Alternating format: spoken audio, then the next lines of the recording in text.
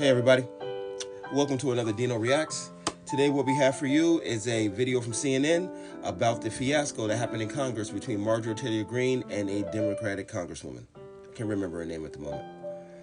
So, as always, let's get after it.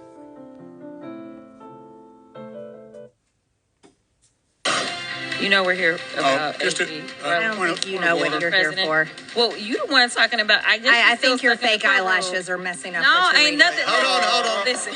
Shots fired. Order. Mr. Chairman, would you order? Oh, a I hair would like flip. to move Yep. to take down Ms. Greene's That was words. on purpose.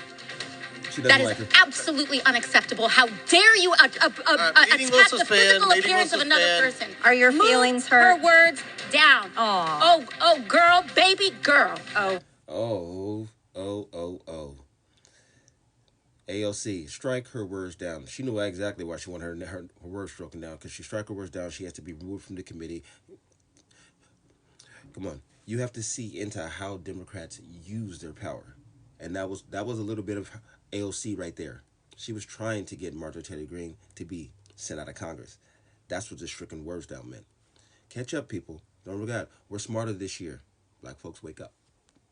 Really? Don't even play. I'm just curious, just to better understand your ruling. If someone on this committee then starts talking about somebody's bleach blonde, bad built butch body, that would not be engaging in personalities, correct? Shots fired. Retort. Not good. Oh, listen to that. Oh yeah. Late night. Oh yeah. She knew she fucked up. But yeah, that's not good.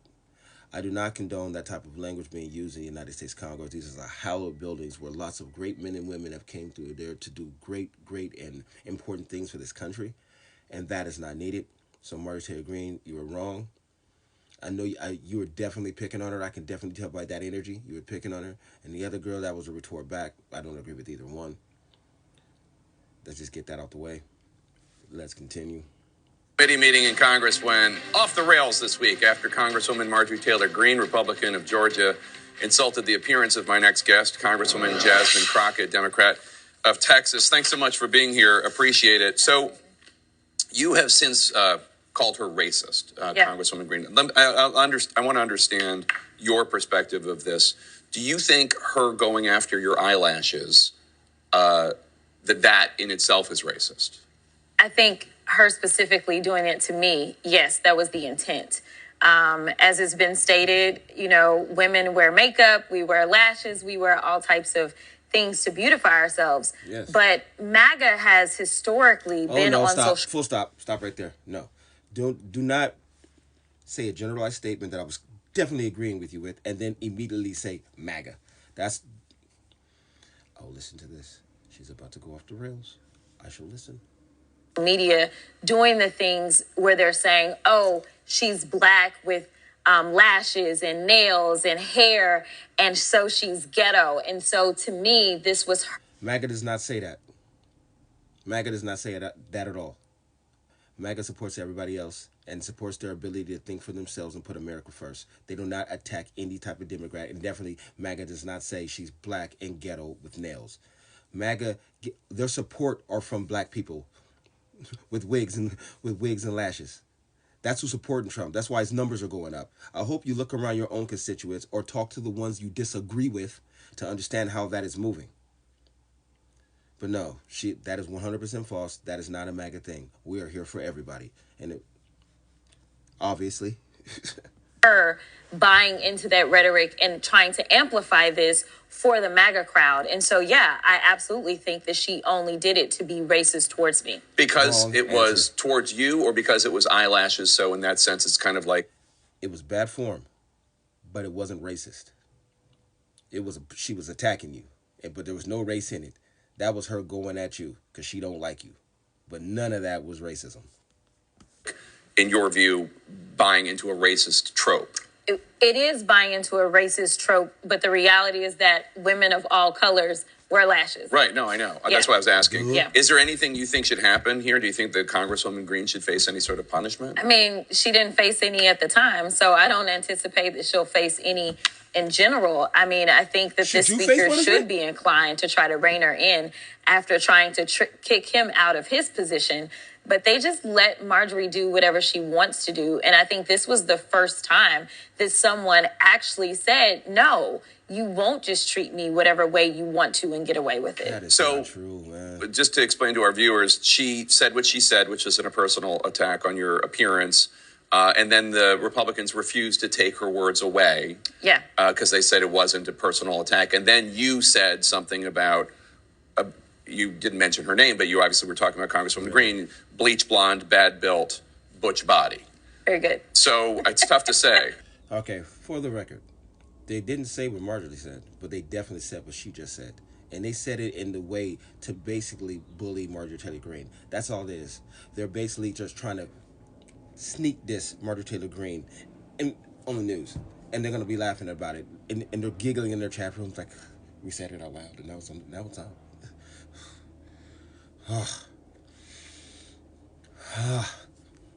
But you've really embraced what you said. You're printing it on swag. I think we have an image of the shirt here that you're selling to help raise money to elect Democrats. Brother, you let me down. How would you? All right.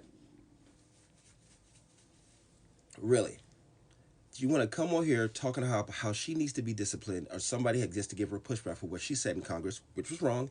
Then you go on and put what you said on a T-shirt to go parade it around. Like the way that liberals like take ownership of debauchery and evil and hate and bullying, how they own it and then try to turn it around when you say something about it. So and then they're going to make themselves a victim if I say something about it. It's like, I'm still going through my liberal rage. You know what I'm saying? Becoming conservative it's a beautiful process. It's been starting since 2016, but I still have fits of just listening to liberals and losing my mind out the way they go about things. And it's like, it's so obvious to see it now. They continually poke the bear. And when the bear bites back, they claim victim. And then they make T-shirts of those of their victimhood. Man, and then parade it out like it's a badge of honor. Like, look, man, this party's trash. Respond to say it's inappropriate to respond to an attack on somebody's physical appearance. And you hear Congresswoman AOC say, you shouldn't be attacking somebody's physical appearance. But then you did the same thing. Exactly. You attacked her physical. So to be clear, what I asked for was clarification on the ruling. If her words were taken down, that meant that she was going to have to leave the committee for the evening, which actually would have helped everybody out because the source of the chaos is always Marjorie Taylor Greene. Oh, lies. But the chairman was concerned about his vote. Marjorie Greene is not the source of chaos. She's a source of an opposing opinion. While everybody tries to go lock and step with BS, she comes in there and gives the people's point of view. Because 249 members of the House of Representatives, probably more than that, but quote me if I'm wrong. A lot of them roll lock and step with the industry, with the system, with the establishment, with the elites. And Marjorie Taylor Greene is a MAGA. She's American first. She sits with the people. She's grassroots. She ain't no donor bill. So when she talks for us. And that's why you don't like it. Because when she stands up and talks, she says something that's completely what you guys don't want to hear because you don't hear the people. That's why she gets so much love and credit from us. And that's also why she's so strong, because her strength comes from the back of actual Americans, not from the back of donors like you. He was concerned about whether or not he would be able to move forward with contempt. And so therefore... It's contempt of the for the Attorney General Garland. Absolutely. Yeah. So therefore, I'm like, well, what are we doing? So what are the parameters? And I generally wanted to know. So I did not state anything to her. I specifically asked a question, and I didn't even mention her name. Mm-hmm. And so it was for clarification, and that's what I asked for. Oh, my God. Another sneak diss. She knew exactly what she was doing. Don't say I didn't mention her name like some kind of badge of honor. You knew what you were doing. She didn't mention your name either. But we don't play those type of back and forth games over here on this side. We're honest. You still running around playing. Yeah. And he obviously didn't hear me. Okay, yeah, and I hear that. But she went after your appearance, and then you went back at her 1,000-fold. I did in a very lawyerly way. But do you? Obviously, she started it. I'm not disputing that. But Yeah. do you regret that at all? I don't. You don't. I don't. Because here's the thing. I signed up to be a member of Congress. That didn't mean that I was supposed to walk into a position where I'm going to walk in and be disrespected. It's already a hostile work environment. At some point, Democrats are going to understand that people not liking your views is not disrespect. People saying they don't agree with your stance on things is a disrespect.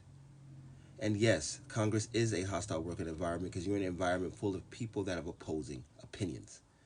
And you're going to have to stand on the merit of what you feel your opinions are and bring your constituent views to the Congress to talk, but you don't. So now you feel like you're attacked. No, you're not attacked. You're disagreed with. Grow up. Mature. There, and we do have rules. The problem with MAGA is that MAGA does not respect rules, nor do they respect the law. That is exactly why they're all running up to Trump's trial, because he's in trouble not because of some big conspiracy by the Biden administration. He's in trouble because he fails to respect the law. The reason that the Supreme Court right now is debating whether or not Trump can commit crimes or any president can commit crimes and then be let off is because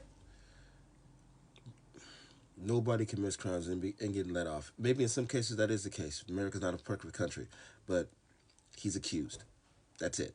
He's committed no damn crimes. You know that. I know that. And for it to keep going on there and saying this, it's only making it look so much worse for you guys. If you guys want to understand why you're losing the black male vote, like we're leaving the plantation completely because of these lies like this. You got to stop. We're smart enough to see what's going on and do the research ourselves, and you still want to go on CNN and say these stupid lies. they have no respect for law. The party of law and order is gone at this point in time. While I have you here, President Joe Biden is very focused on the black vote this weekend. In particular, he's headed to Detroit tonight to appeal to black voters. He's speaking at Morehouse this morning. Wayne County Executive Warren Evans from Detroit, from Michigan, told the Detroit News, apathy is the biggest problem. If you look at the percentage of people who vote and the apathy of African Americans about voting, that's what will turn the tide. But you've got to get somebody to get them out and give them a reason to come out. I'm just not really seeing it. You represent a large number of African American voters and constituents in the Dallas area. What's happening with Donald Trump and the black vote, which is it's a very grassroots and it's very, very, very quiet. I call it the black silent majority, is that we are watching the persecution of Trump. We're watching our communities being destroyed. We're watching our young boys not getting the care they need. We're watching empowerment only going one way, and we're like, what's the benefit for us in the Democratic Party? Well, either we're deplorables or we're gangsters and thugs. I don't agree with this party's understanding, and that's why you guys are just losing the black male vote. I'm pretty sure Donald Trump's gonna get 30% of the black vote this time and 60% of the black male vote. And for those of us who are not able to see it, it's because we don't talk. We talk privately, but we don't talk openly because the community is loud, and they'll try to kill your whole entire existence if you feel like you vote for Trump. In some movements and groups, they come after you hard. But I'm strong enough to stand, and most people aren't strong enough to put their views out. They're just not. But a lot of these men are going to vote for Trump. A lot. Because we look at our communities and see that we don't have any power in it. And the power and the people you give power to have turned our entire community into Sexy Red and Cardi B, Meg Thee Stallion, promoting such atrocious activities and empowering it. And I'm not behind that. That's why black men are leaving. We want to take back our families and communities and take it out of the hands of the system that's keeping everybody so ignorant. Why is Biden struggling with black voters right now? You know, I think it's about whether or not people understand what he has done for them. It's tough to kind of connect the dots sometimes. And honestly, this administration has done so much that it's not a matter of, hey, I've got this one thing. this one thing and just kind of continually hitting that one thing. They've done so much, but I don't think that the information has been pushed out continually. And so I think right now it's about making sure it's communicated as he goes to Morehouse and speaks today that $7 billion has been given to HBCUs, more than... That was Trump's. Do not let them sit here and lie. That Donald Trump did that, and the lady they said that signed the bill, that she worked for Donald Trump, and they worked together in unison to make that happen. That was all under the presidency of Donald Trump. He get permanent funding to HBCUs. Do not let them lie, men. We know this. Do not let her pander in front of the screen to people that don't understand the gifts and the benefits of Donald Trump's presidency. 4 years of it, great times, no wars. Any other administration ever. People credit Trump for supporting HBCUs when in reality, Trump did not want to reauthorize the $253 million that was already signed into law. He actually wasn't going to reauthorize it. It was Dr. Adams, a black woman, a member of the Congressional Black Caucus, who is a former HBCU professor and a former HBCU student, who said that's not... Look at the smug and smirkness on that face. See, that's the face of a liar. That's when you know somebody is spinning propaganda. That face comes out. I want all y'all to pay attention. Screenshot and snap that face. Whenever you see Democrats and them start talking and to get that face, they are lying to your face. And you can't put a pretty face in front of me and lie to me. You can't put a pretty face in front of me and lie to me. Because I can see now. I'm not blinded by that. By the grace of God, it's in my heart. And this girl's spinning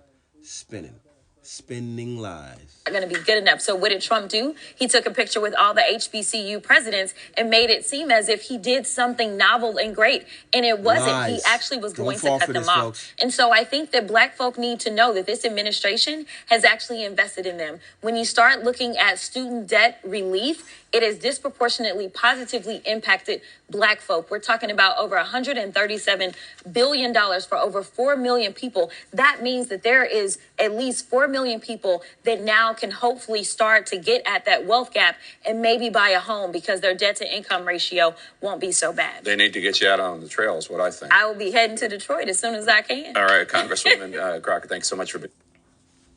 So as we can see once again, the Democrats have thrown out another talking bobblehead. Pretty at that, but still a talking bobblehead. And she's going to have her parade around and tell lies. And I don't think she even understands that maybe black women, maybe a galvanized behind her because, you know, the hyenas, they stick together. But when it comes to black men, we just going to look at you, shake our head and be like, look, they done got another one. She's been turned out by the lies of the fucking liberal progressive party. The only way we're going to be able to get these people in line is with votes. So we're going to go in that booth and we're going to vote MAGA. And then we're going to slowly start getting the power back and need to take care of our community so we can get these liars away from us. This is insane.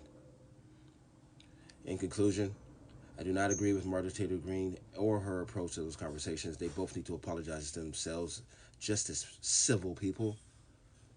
But the Democrats using that as another marketing political lie to the black people, it's getting tired. Just stop doing it, please, because it's just making me want to push harder to turn more people conservative. And I just keep giving them the facts. And you make it easy for me because you lie, and then I just go research and give people the facts. And they'll be like, why did she lie? That's the thing. Like, why?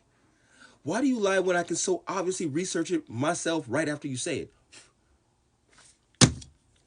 That's the part I don't get the most. But I hope you enjoyed this video. As I said before, I am on my road to 100 subscribers. Help me get there if you can. Like, comment, and subscribe.